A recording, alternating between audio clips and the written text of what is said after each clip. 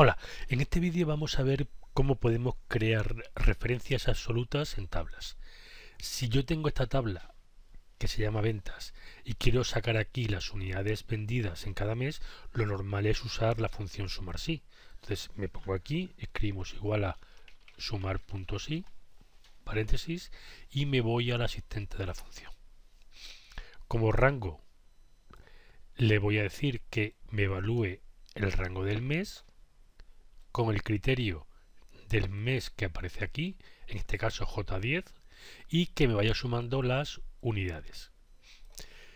Si yo ahora arrastro hacia la derecha para que me aparezca febrero y marzo, observamos que el mes está libre, pero la sorpresa viene, veis que aquí me está cogiendo la columna del mes y la columna de unidades, la sorpresa viene, como decía, cuando arrastro, que también se desplazan las columnas de la tabla. Aquí me cojo unidades y precio, veis que se han desplazado una hacia la derecha y aquí me coge ventas y total.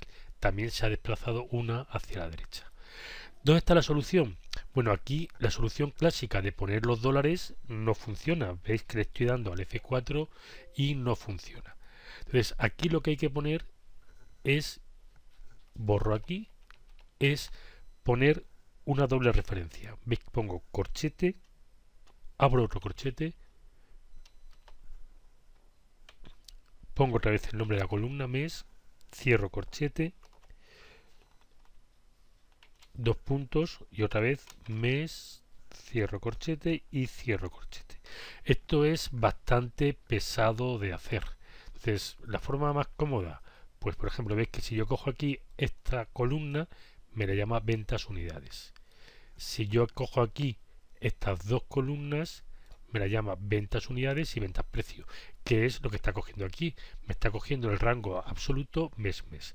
¿Cómo lo soluciono? Bueno, pues lo más cómodo es que te pones aquí y directamente borras precio y pones unidades. Es la única forma de hacerlo más o menos rápido. No hay una referencia absoluta tipo F4.